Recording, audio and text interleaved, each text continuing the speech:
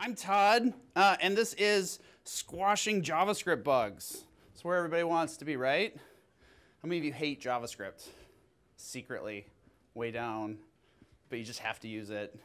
I know, I feel ya. All right, so this session is Squashing JavaScript Bugs. And what we're going to do together is we're going to debug several bugs in an app live here together. We're going to use the real tools that are available to you today for free that you can download and play with. There's lots of great sessions here at the conference. I firmly believe in the rule of 2 feet. So that means if you are not getting anything out of the session, there's so many other great things happening. Feel free to stand up and go to one of the other sessions. I promise I will only be minorly offended if you do it, but I still want you to do it. Okay, so before we get started debugging, I have to show you the app that I have that has some bugs in it. So how many of you use Twitter? Yeah? I use Twitter a lot. And Twitter is great, but Twitter has a couple of really big problems. And they're perfectly illustrated by this comic. There are just so many people who are wrong on Twitter, and it's our job to go and correct them no matter what our personal sacrifices might be. And I think this is the big problem with Twitter as a business and as a network. And I think I have an opportunity to fix it. So I created this little thing that I call Get Ranter. And I want to show it to you today. Are you ready? You want to see Get Ranter? This is Get Ranter. And it looks kind of like Twitter. So like up in the upper left, I have a picture of my profile picture. This is an older picture of me back when I had more hair on the top of my head and a little bit less on the bottom. And I've been ranting since 2015. And I rant about all kinds of things about like Silicon Valley stuff and Donald Trump and crazy things like CSS and all that sort of thing. And I have these awesome advertisements that are totally targeted at me.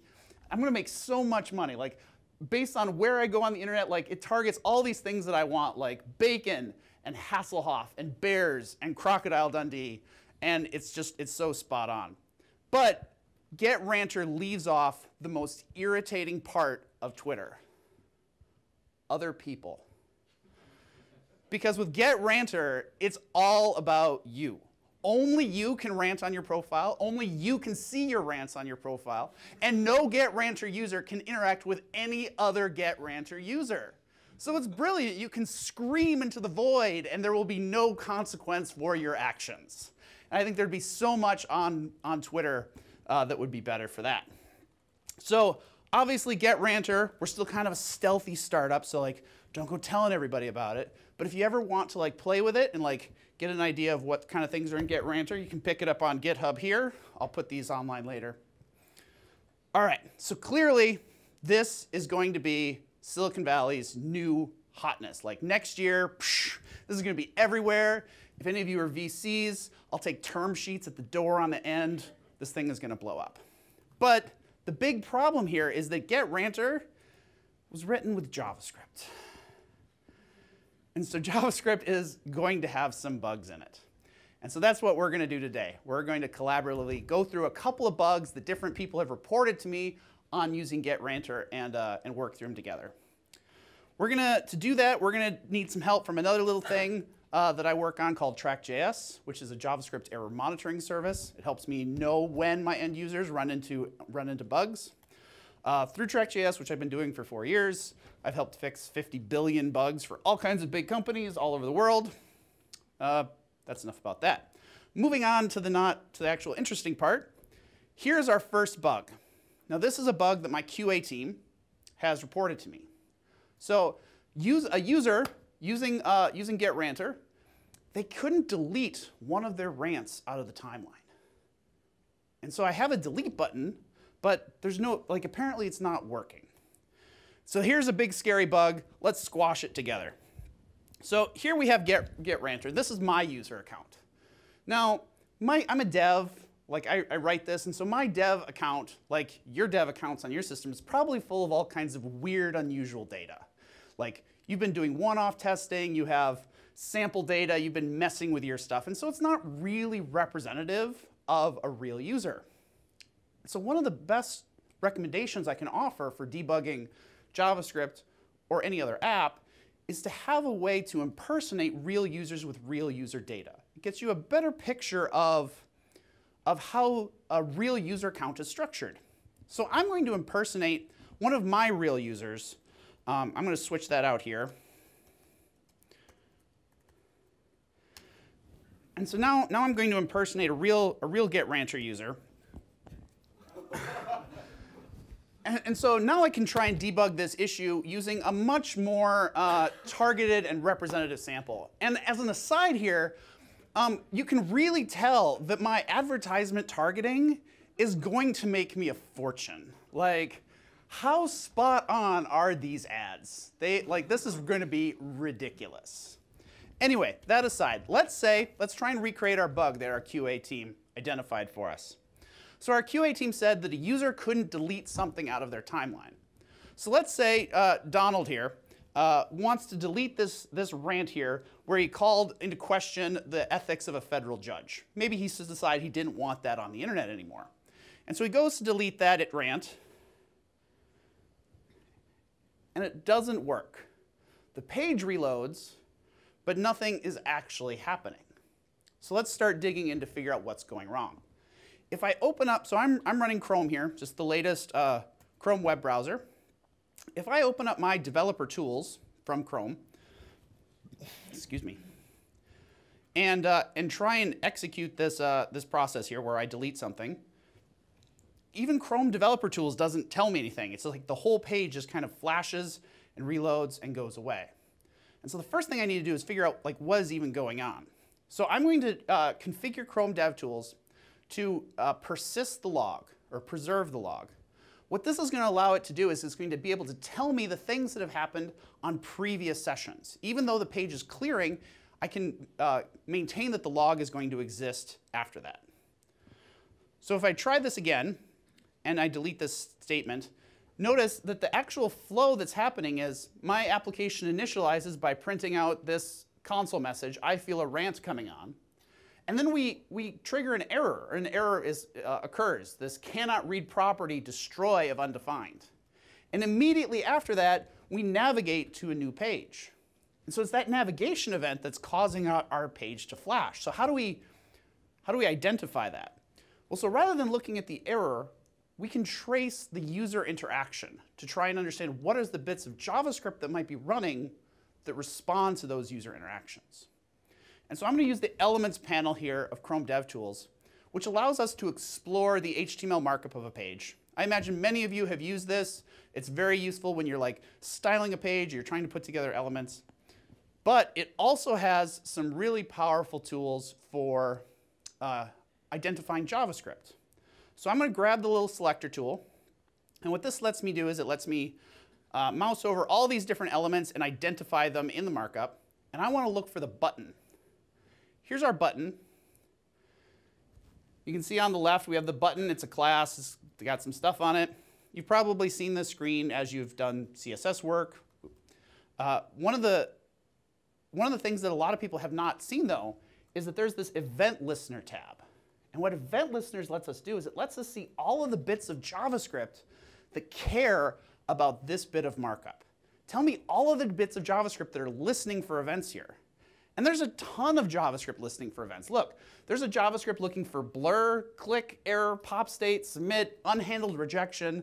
There's JavaScript listening to all of these things on your page, on this element right now. And so going back to our bug is that when the user clicks delete, it doesn't do anything. It just reloads. And so the event that I think we want to trace here is the click. And so now I can see all the different bits of JavaScript that are listening for this event. Now, there's 3 bits here. There's this thing called rant list view, which I recognize as part of my code. And then I have these 2 other things, which is just like a third-party script or a utility library, like jQuery or Angular or Knockout or whatever you might be using. One of the things you'll often run into building JavaScript apps is that you'll be relying on libraries that abstract a lot of this interaction for you. Like if you're using jQuery, you probably don't often interact with elements directly. You interact with jQuery proxies of elements, or Angular proxies of elements, or React proxies of elements. What this Chrome thing lets us do is it has this checkbox that knows how to look through those frameworks and understand what are the actual bits of your code that are really doing the listening. If I don't turn that on, I don't see any of my code here. I just see my frameworks. But if I activate this, I'm able to look through it and see the actual bits of my code that I likely care about. So I can navigate from here and take a look at the rant list view. Here's the bit of code that Chrome identified as listening to the element. Is this big enough for everybody to see? Can you see in the back? Can you see the code right here? Good. So here we see a jQuery style event listener. We're saying, hey, we have some elements, and we're going to use the jQuery-esque syntax of on-click. So we're going to listen for a click event. And that function is going to do some stuff.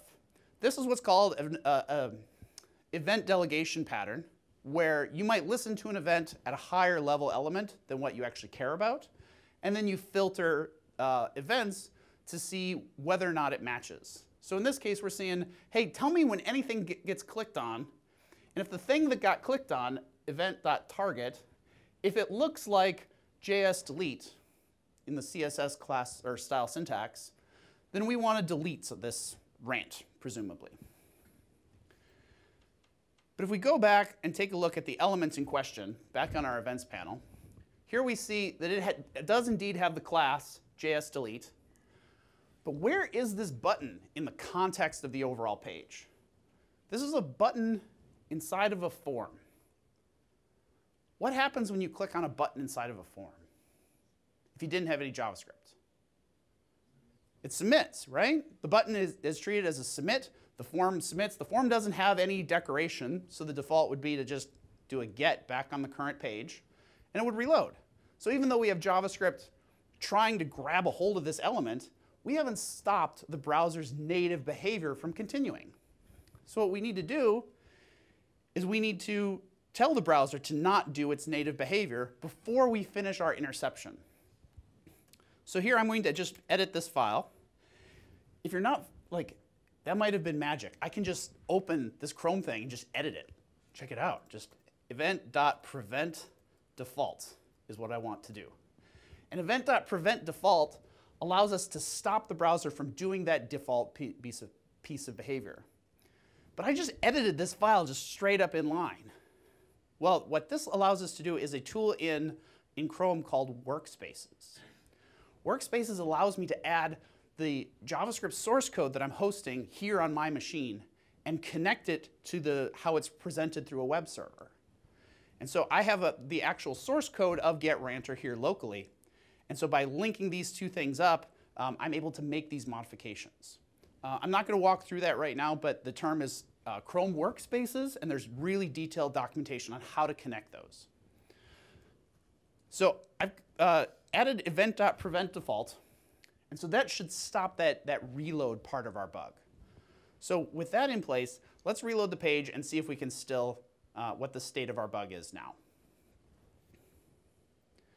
So we've reloaded, and let's have our user Donald try and delete something out of his timeline again. Unless it didn't work at all. Oh, it didn't save my changes.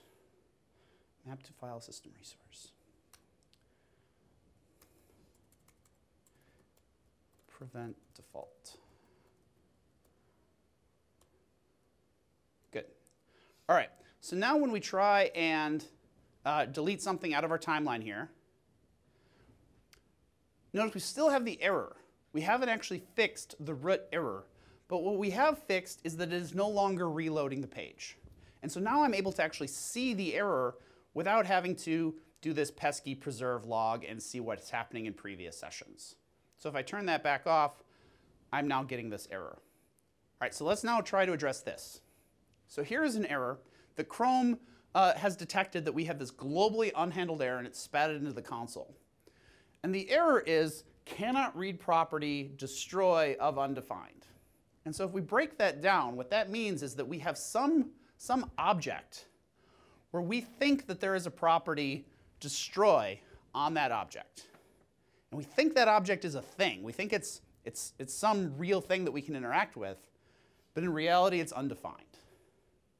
So if we look at where this is pointing to us, we get a whole stack trace of what was executing at the time. But one of the things that is really remarkable about Chrome, and it's on by default now, you used to have to know where the magic checkbox was to turn it on, is that the stack traces that they give you now include these asynchronous boundaries. How many people have ever looked at async stack traces in Chrome? Anybody? All right, so much JavaScript that we all write isn't about writing code that's going to execute now. It's about giving code to the browser to execute later when something happens. And what I mean by that is we set up code to respond to user actions. We write code to say, hey, when the user clicks on this button, do something. Or when the remote server comes back with our network request, process it like this. Or after this timer expires, do this. So much of the code isn't about synchronous operations, it's about asynchronous operations. And up until recently, it was really hard to understand how did that actually apply to our code.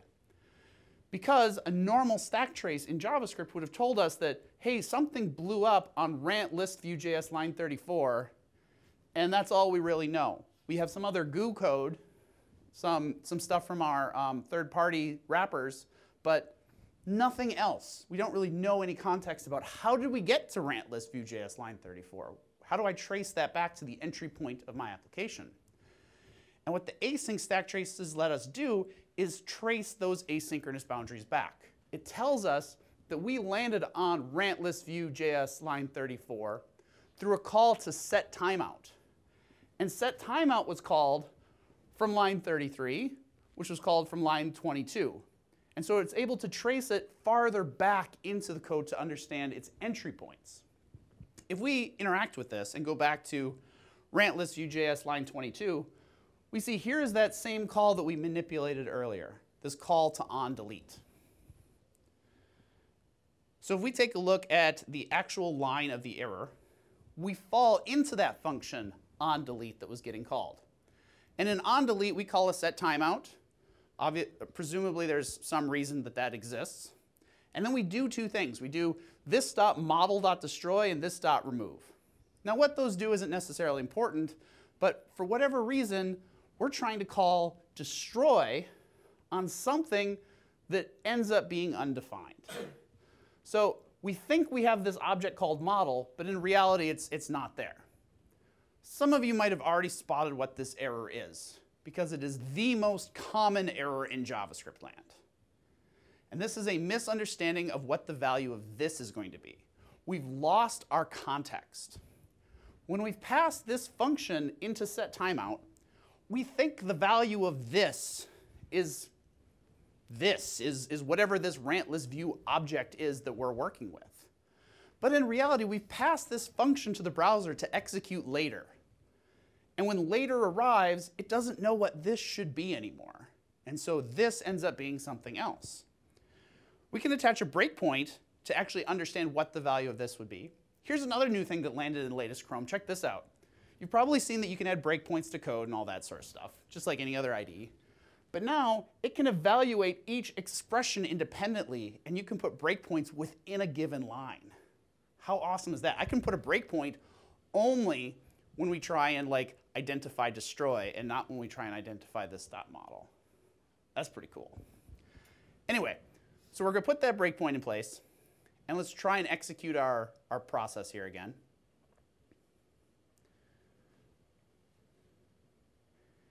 And here we land on our code, and we can see what do we think these values are. If we just mouse over our values, it's going to give us a pop-up of what they are.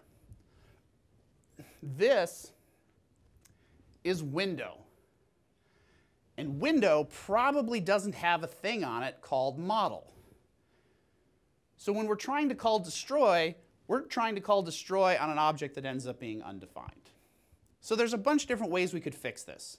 The problem here is that we lost the context of this. So the simplest, most highly compatible way of fixing this would be to save what you want the value of this to be into your own variable, which, depending on which JavaScript book you probably read first, you would either call that variable that equals this, or you might call it self. Doesn't really matter which one you pick, they do the same thing. So then when you have that value saved, you can then reference it farther down the closure where you have more control over the lifetime of those variables. So with that in place, we try and delete something again, and it works great. There's no errors. Now that is a highly compatible old way of doing it. But we all want to be new, cool, super hip JavaScript developers using the latest technologies, right? And so instead of doing it this way, there's a couple of other ways we could solve this problem. The first is that in most browsers, i.e. 10 and newer, we have this concept called .bind on functions. And using .bind, we can glue what we want the value of this to be when it runs later. So I can glue the value of this from the outer scope into what I want the value of this to be in the inner scope. This particular call to .bind this will execute before setTimeout is called. I'm declaring a new function, and I'm binding its value to this so that when setTimeout calls, the value of this is still what it used to be. Let's just prove that that works. And I can delete America is great again. Now there's one other way we can do this that's even cooler, newer, even hipper than bind this. And that is rather than using bind, we can use a different kind of function. So rather than declaring a function literal here and just using the keyword function, I can use a fat arrow function. And what these arrow functions let me do is it lets me have a shortcut syntax for defining the function, and they have a series of constraints.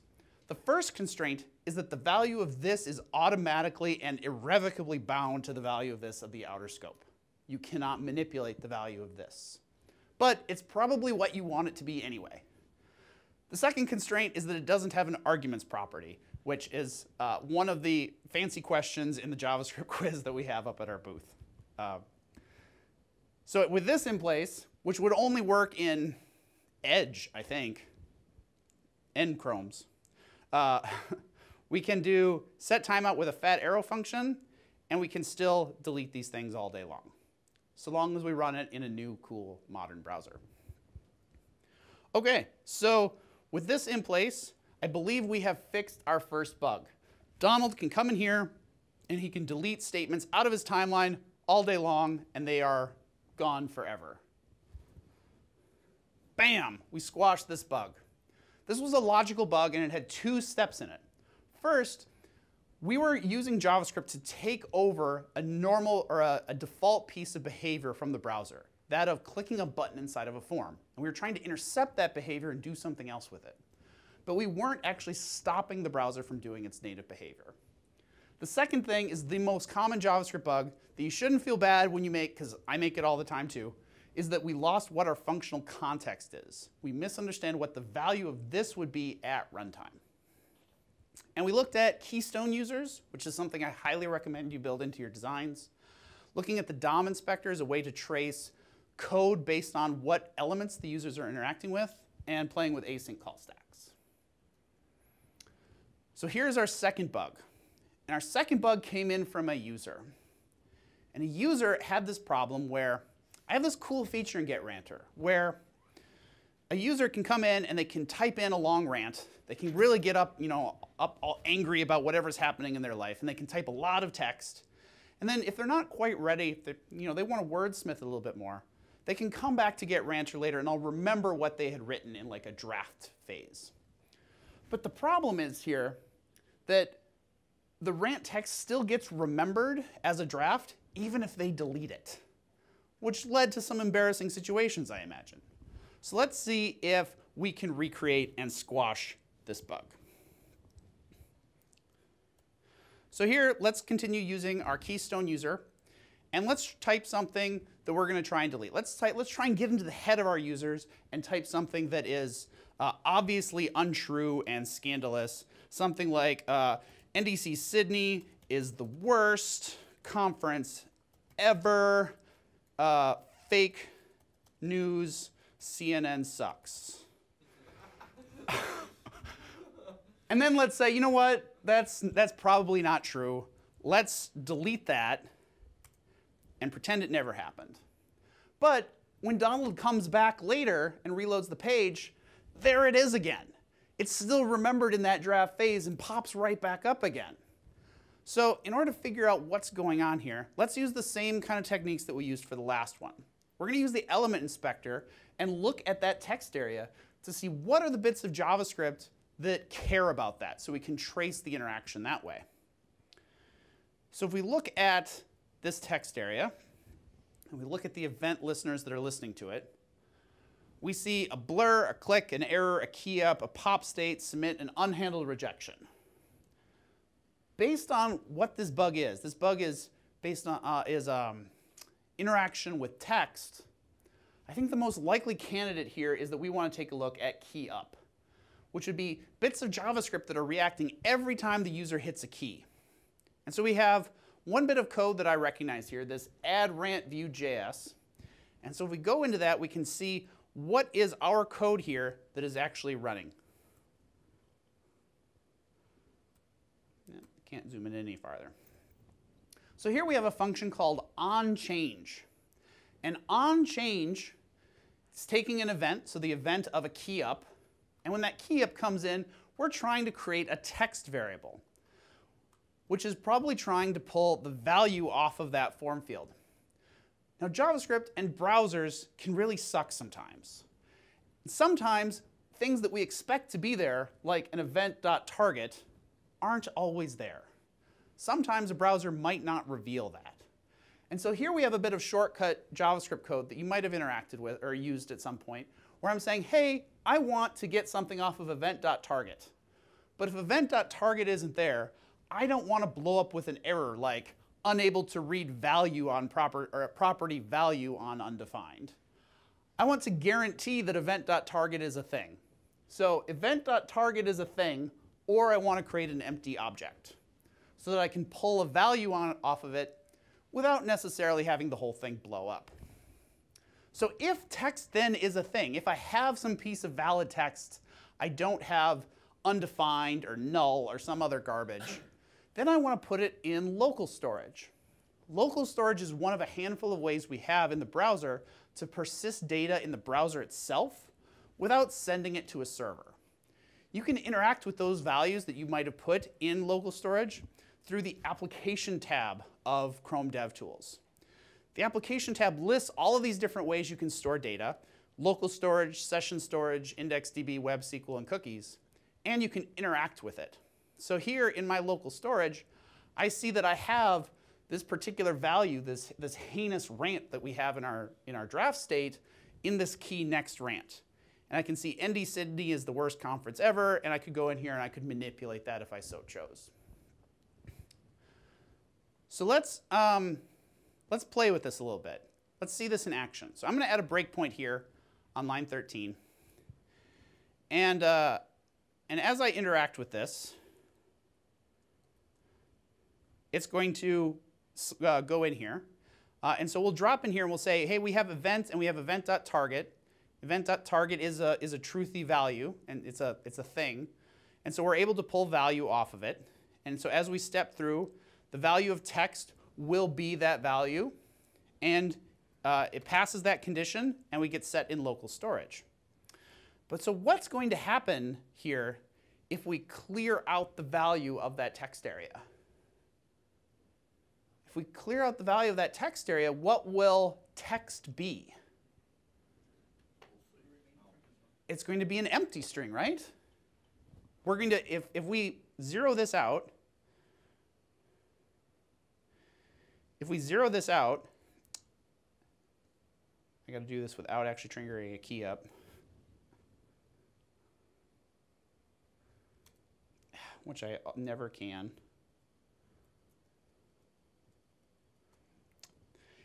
I can't actually even do it. If we trigger this without it, or if we trigger this with an empty string, or by clearing it out, the value of text is going to be empty string. What happens when we put empty string into a condition? It's false. This is a problem of truthy and falsy values. All objects, all things in JavaScript can be coerced down into a Boolean value, into either true or false. There's a handful of values that will become false. These are called the falsy values. They include, hold on, this is my quiz. False, which is the one I always forget. False becomes false. Empty string becomes false. Undefined, null, not a number, 0, and one obscure one called document.all, which is neither here nor there, I'm just showing off. Document.all is available in older browsers, and it's like a way of checking to see if it's an old crappy browser to see if document.all is a thing. All right, so text is this condition here. If we pop an empty string into it, it's going to evaluate to false, which means we won't execute it, and local storage never gets updated. So this condition is meant to, prevent invalid values like undefined from creeping into our storage. We don't want to actually ever store undefined because then we'd get the word undefined showing up in our text area. But we're being a little too zealous, or we're being too vague about this here. We're preventing undefined, but we're also preventing the valid value empty string. And so rather than naively just checking to see if text is truthy or falsy, let's see if type is a string. If the type of text is any string, we probably want to save it. But if it's not a string, if it's undefined, if it's null, if it's 0, if it's some other garbage that's creeped in there somehow, then we don't want to save it. And so with that in place, we can come back in here and we can delete this heinous rant. And when we reload the page, it is still gone. And if we just double check our application tab, we see that next rant contains the value empty string as well. So this was another logical bug. This particular bug had to do with truthy or falsy values. You often will run into truthy and falsiness, sometimes by design, oftentimes on accident, when you just pipe objects into conditionals or into and/or statements. And what the objects that you pump into them will be transformed into those truthy or falsy values, whether or not you plan to it or not. What we looked at was the Application Explorer, which lets you interact with those sort of things, and a little bit with breaking execution and how hard it can be sometimes. Here's our third bug. This bug came in from our monitoring. So as you build software, there's a couple of different places you can catch bugs. Hopefully you can catch it during development, where you're actively developing it, and you're like, oh, that's not right, and you fix it, and you don't even ever think of it as a bug. You just fixed it in line. If you can't catch it there, hopefully you have somebody who is testing your stuff. It might be a QA team, it might be your buddy next to you, it might be your boss, who knows who it is, but somebody else is looking at the end result to see if it works. That's the next best place to catch a bug. The worst place to catch a bug is when your users find it and they have to call and complain to you or rant about you on Twitter about how awful your site is. Because for every user who spends the time to do that, you probably have 10 or 20 or 100 who just wrote you off and went to a competitor or spent the day screwing around on Facebook. So in order to prevent that, you can monitor stuff. By understanding when your production environment actually encounters bugs, you can solve them cheaper because you don't have to wait for your users to tell you. And so GetRanter uses a monitoring tool, and so we're seeing that our application is reporting lots of 500 bad requests. Specifically, we've recorded 237 times that we've had a 400 bad request to post /API/rants. And we even know a little bit more. We know that there's a couple of different actions that take place immediately before this. So we see that a user comes in and they enter 0 characters into the text area rant. And then they click on the submit button. And then right after that, we have an AJAX problem where we get a 400 bad request to API rants. So let's see if we can recreate that. That's a good story to tell. So let's take a look at this bug and try and kill it. So here we're still here using Donald. And what we're going to do is we're going to try and recreate this bug using the same steps. So here I'm going to come in and interact with this text area. And I'm going to enter 0 characters. Done. And now I'm going to hit on the submit button. I'm going to hit rant.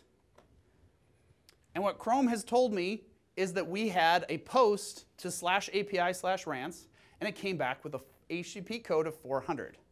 It's commonly considered for any HTTP code 400 or greater to be considered an error. Chrome will consider it an error, and so will many monitoring tools. So we can use this error shown here in the console to even understand more about it. We can pop this down, and we can even see the actual lines of code that we're executing that led to this call to be made. So we can see where in my application is making this call. And so I see a bunch of GUI code that I don't necessarily care about. I see some infrastructure code, tracker, and jQuery, and backbone, and blah, blah, blah. What I care about is that I have a little bit of code here that I recognize from add rant view.js line 27. Now, I can also find out a bunch of information about this request from the Network tab. The Network tab shows all of the different requests that are made for your application, scripts and documents and images and CSS and dynamic stuff, and everything is in here. This page becomes far more valuable when you turn on the filter, which is this little filter icon right here, which lets you find the request that you're probably looking for. I can trace through and try and find that same thing that we're talking about by just typing in the partial URL /API/rants. And here it'll show me all of the different requests made to that. It'll even highlight this one here that we thought was a failure. And we can go in and we can see all kinds of information about it, what kind of the request and response headers that went through, what was sent up to the server, all of that. I can even see here that what was sent to the server is here at the bottom, this request payload, where we sent an object literal that has a property text with empty string, which I think actually makes sense based on what we did. We entered 0 characters and submitted it. So it sent 0 characters. But our API is pretty good about error messaging. And so it returned something to us as well. It said, hey, you cannot send me empty text. Our API was smart enough to do its own validation and say, this is an invalid request, and I'm not going to take it. And it spat it back to us with a good enough message that we can react to it. So let's go back to our code and see if we can find a way to handle this. So back in our console where we have this whole traceability of what was our code that was running at the time, I'm going to go in here into add rant view.js line 27 and see this is the last line of my code that was running before an AJAX event started. Somewhere in the infrastructure bowels of my app, the action of this.collection.create will issue an AJAX request. So if I trace back on what's going on in this function, here we have another event response called onSubmit. And onSubmit takes an event, and we prevent its default behavior. And then we build that object literal, that rant object, with one property called text that we just pull off of the form. And then we do things with it. We trigger an analytics event, we create it in a collection, and then we zero it back out. But what we haven't addressed here is that what if the rant text value is invalid? What happens if we're not allowed to send that? Because the server has already told us that it cannot be empty. So what I think we want to do is we want to wrap these actions in a condition that we only want to do these things if it's valid.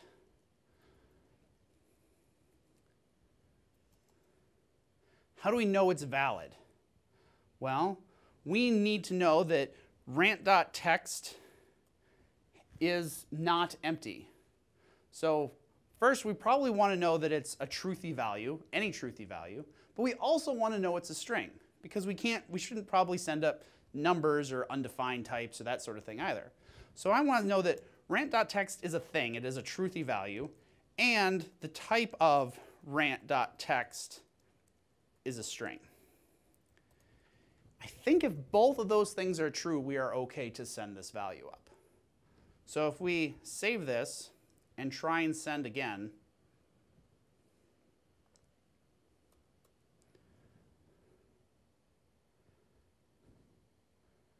so I'm clicking, and we're not getting any 400s anymore. But the problem here is that this is a really crappy user experience. Based on my error monitoring, I know that 230 some people have done this. And they didn't see any interaction, and I recorded errors. Now, I'm not recording errors anymore, but it's still a crappy user interaction. The user is still trying to do something, and our app is preventing it, and we're not telling them why. So we should probably do some client-side error messaging of some kind. Now we could write that in our JavaScript here, where we were playing with before, an else condition that would show an error message or whatever. Or we can just rely on the browsers itself to do it. So this is a pretty standard form that's just doing a submit action. So what we can do is we could just manipulate the form itself to add our own validation rules. So here's the form on our HTML form. Specifically, here is the text area in question. So we have this text area named rant, and here's where the user puts stuff in. And now I know that this particular value has some constraints, specifically that it is required. Most text controls have, or all the text areas, or all the form controls have the required attribute, and there's more complicated attributes that are available in newer browsers that's going to let you add like regular expression validation or certain other kinds of formats so that you can add form validation directly to your apps without writing all of that complicated, messy error messaging code that ends up being far harder than we ever expect it to be when we embark on that phase of projects. And so with that in place, when we try and do this, now Chrome itself will tell us error messaging that this is required. Now, it's probably not the best user experience in the world. It doesn't integrate with the look and feel of GetRanter. I should probably make some sort of other ranting joke in response to it. But it's good enough for now, and it was really fast to implement.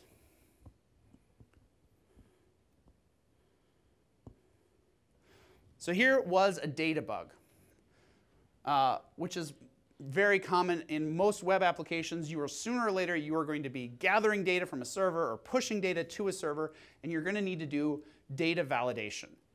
Your APIs should always validate data, regardless of what the clients do, because that is the actual source of truth of your systems. And people can exploit your APIs and send garbage data through other ways than your UI. So your APIs always should protect it. But your client side should probably protect it as well, so that you provide a good user experience and good indications back to your users on what you expect from them.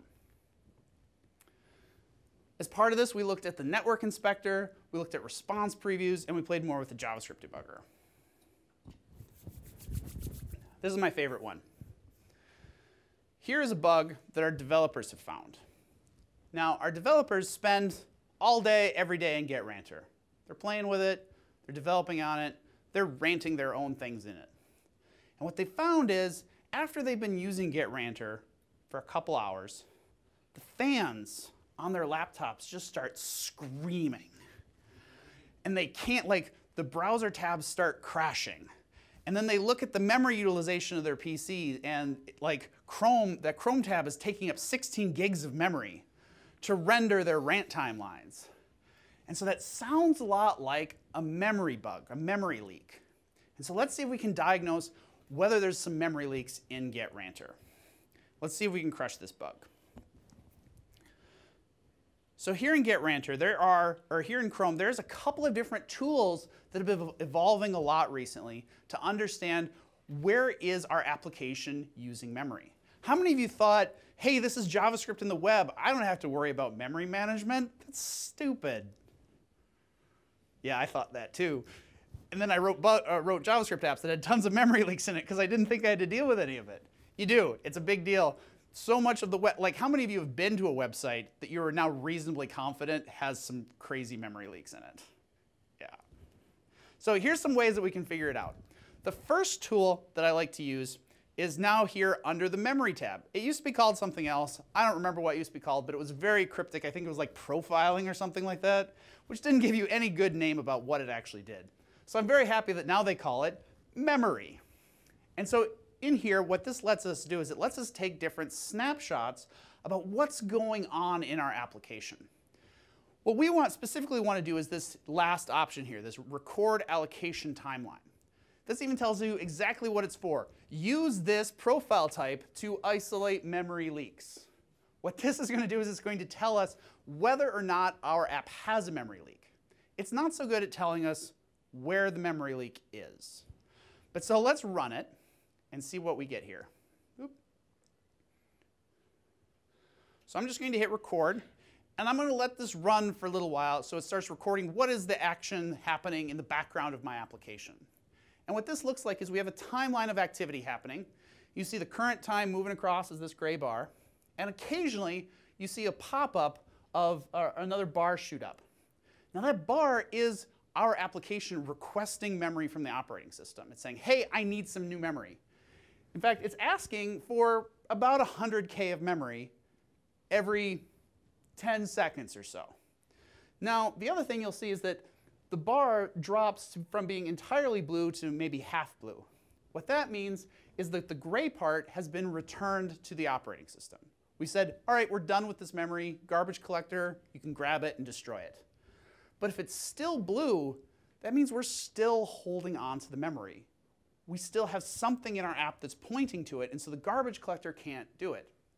And so we can see this pattern emerging of every 10 seconds, we grab 100K more of memory, but we never completely free the previous. In fact, we're holding on to between 50 and 80K every 10 seconds, over and over and over again.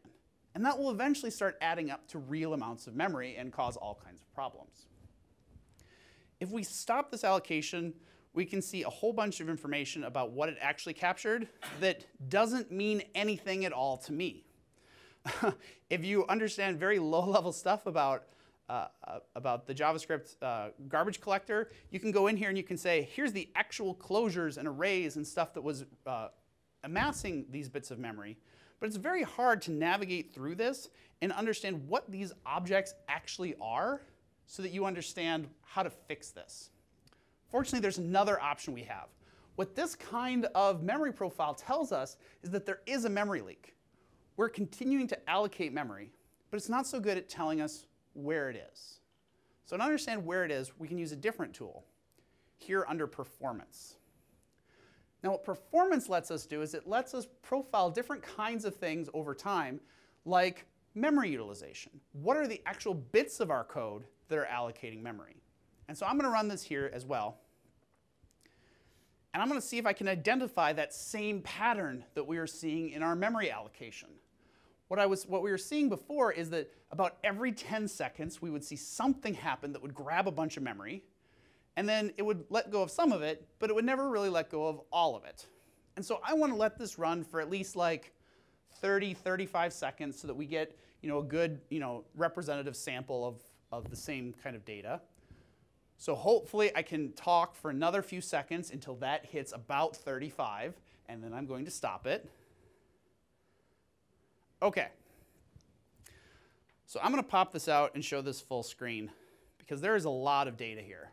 This is a kind of intimidating screen, and that's OK for you to be a little intimidated by the screen. There's a lot of data here. But it shows you a bunch of really cool data. I'm going to show you how to walk through this. So there's a couple of different charts here that are good at different things. Here at the top, we have a timeline. And this timeline is for the entire timing that we were recording. And it shows us a bunch of different stats that might be interesting for your apps. So for example, the top is your frames per second. If you're building like a graphically intensive animations, games, other visualizations, you might care about frames per second, because if that starts getting too low, you'll get a choppy feeling in your application. You'll see CPU utilization, network traffic, heap size, that sort of thing. In this, we're going to skip over the second one because that'll become more interesting here in a second. Here we have a simplistic view, just a line chart that shows different kinds of things and their utilization in your app. So here in blue, we see the JS heap size. In green, the number of nodes in our document, so how many HTML nodes exist. In gold, the number of listeners. And the reason those are important and they're on this chart is that nodes and listeners are a primary cause of memory utilization. The more nodes you have and the more listeners you have, the more places you've added to your app that are going to retain memory. Every time you create a new node and you have a pointer to it, that node continues to exist in browser memory regardless of whether or not it's visible. So if we look at this, we can kind of see the same pattern that we were seeing in the allocation timeline. So up here we see a big decrease. So there was some sort of garbage collection event where some things got cleared out. But we see a similar pattern where we see an increase in the number in the JS heap, the number of nodes, and the number of listeners here. and then again here, and then again here. And so that same pattern will get reflected here. And so I want to zoom in on these. And so this is what's really cool about this. This is where this page becomes a lot more valuable. So up here on the timeline, all of these charts are linked.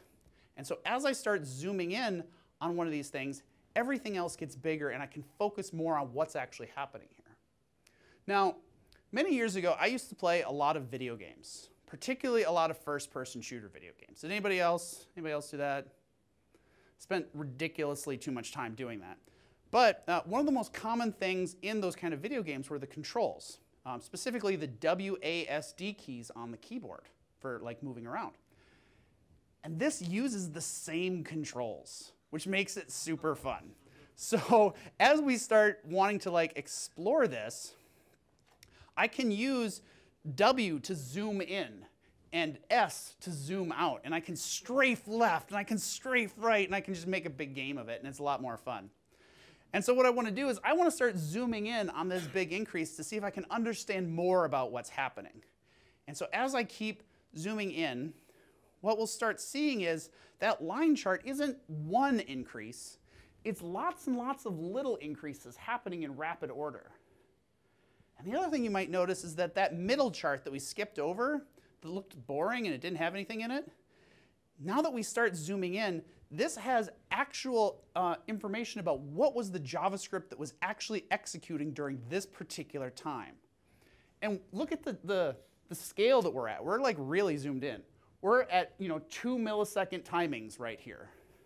And so as we continue to zoom in, we'll see more and more detail about what was happening at this time. And we can start understanding what was the JavaScript doing when our memory footprint increased. So I can see that around the time of this memory increase, we were finishing an XHR load, which means a network request was finishing. A network request to /API/ads. And we can look down through here and figure out, here's all the different pieces of our code that were actually involved in this executing. And a lot of this I don't really recognize. This doesn't look like my code. It looks like infrastructure code. But I have a function here called render. I write render functions. That could be interesting. And so you can select the different things here. And on the very bottom frame of this, which is frankly kind of hard to see because I'm pretty zoomed in on the UI right now, down here in the summary, once I've selected one of those functions, I get a bunch of metrics about it. So here I have my render function. My render function took 1.6 milliseconds to execute. And here's where it is. It's an add list Vue.js.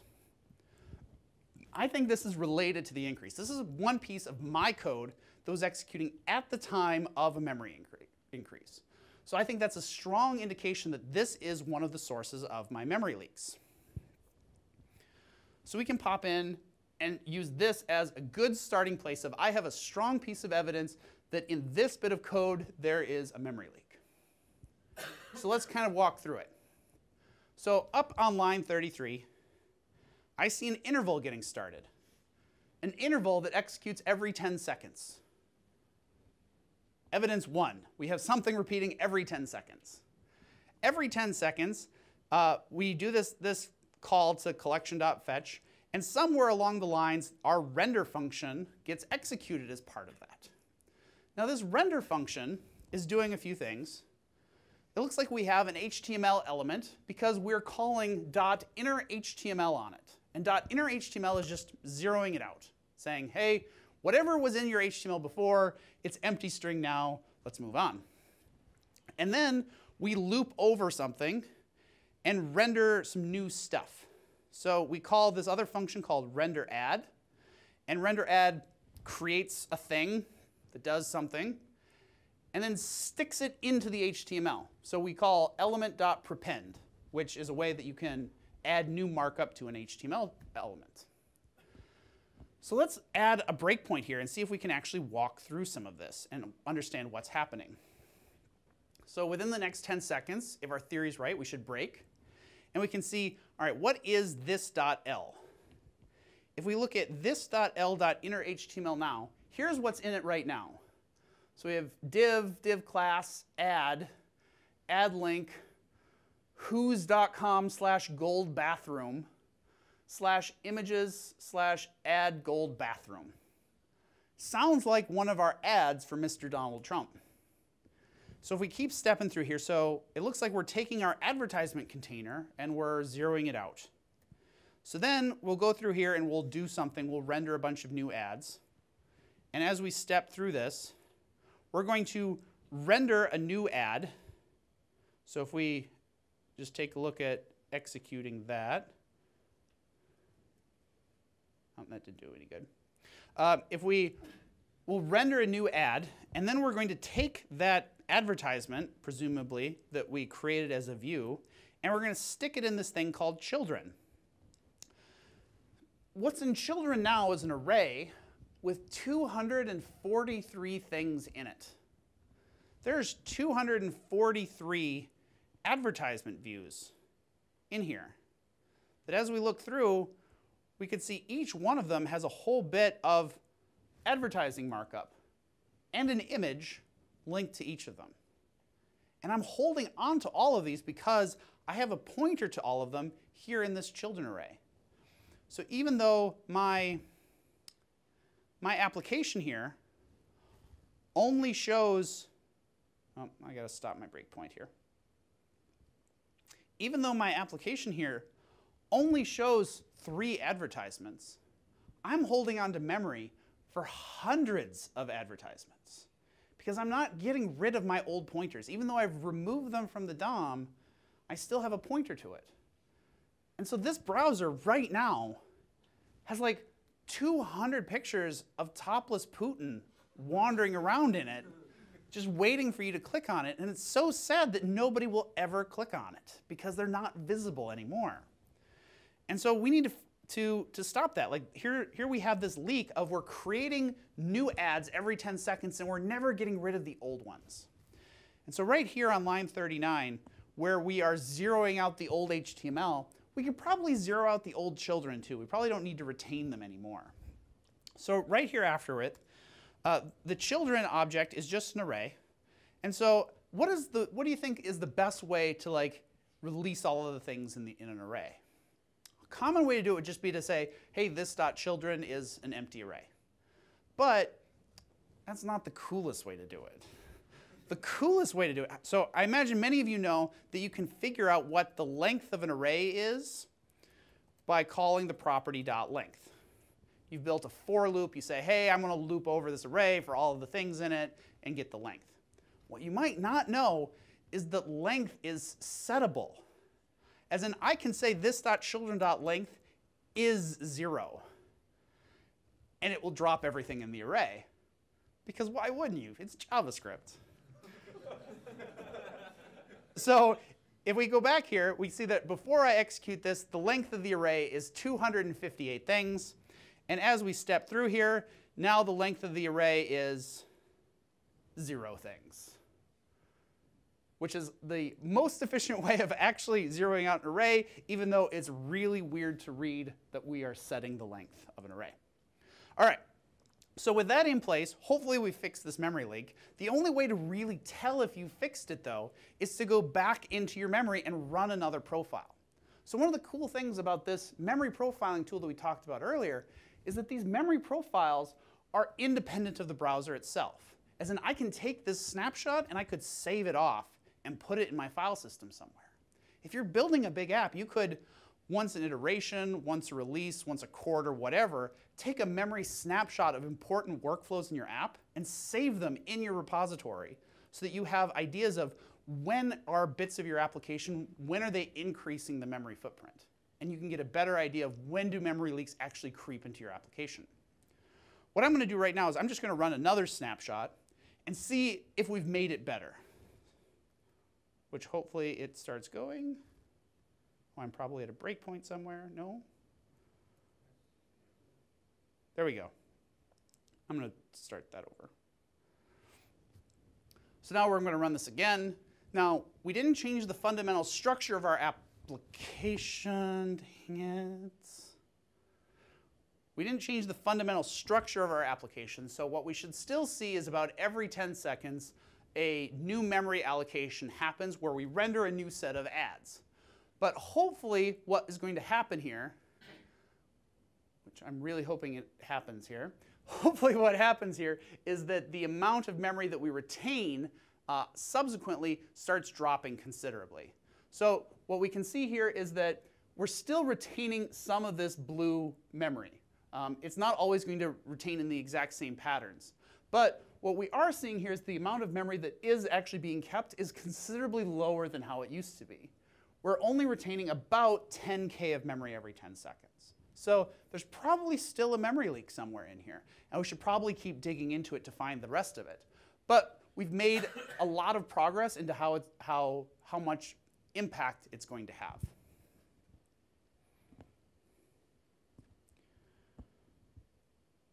So this was a memory bug. And specifically, it was a memory bug caused by unreleased objects. We had bits of HTML DOM that we had created as part of rendering our ads. And those bits of HTML consume a fair amount of memory regardless of whether or not they are visible. So if you're building an application that renders HTML, renders new content on the client, and changes what it is, if you're creating new stuff, you're responsible for making sure it goes away completely when you're done with it. Otherwise, you're just collecting more and more markup in a page and never really getting rid of it. So we looked at the memory profiler and the performance timeline. So I think I'm getting pretty close on time, so we got one more bug I want to show you quickly. So this is our last bug, which is a bug that I imagine many of you have had reported to you over time.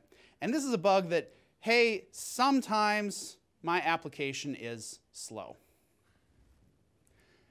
which sucks. But we can figure out whether or not an application is slow using some of the things we've already looked at. So we're going to look at the performance tab again. But this time, rather than profiling the memory, we're just going to take an overall look and maybe even take a look at some screenshots.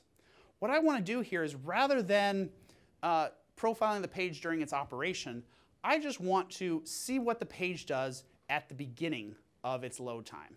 And so I can do this reload button, and what's going to do is it's going to take a snapshot of my page during its initial load. And what this captured is what are all the different things that happen during a load phase, during an initial page view of my application.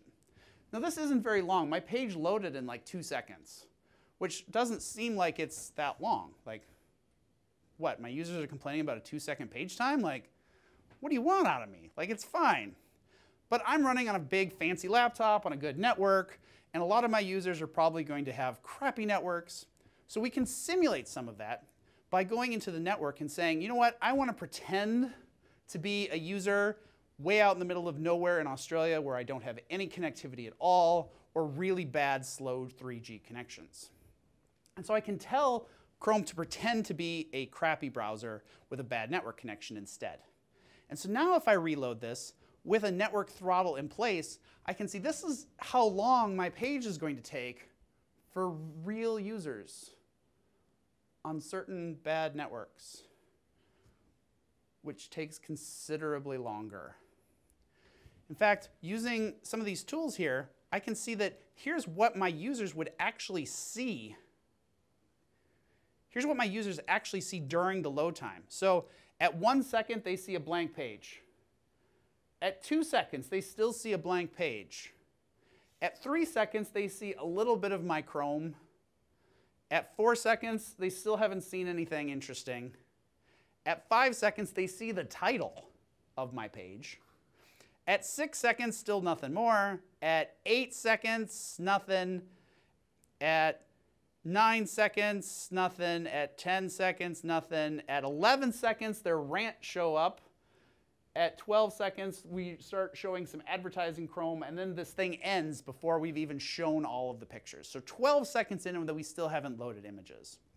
And so using these tools, we can actually step by step go through and say, what are all of the different things that are happening during these page executions? I don't actually care about that. I care about these.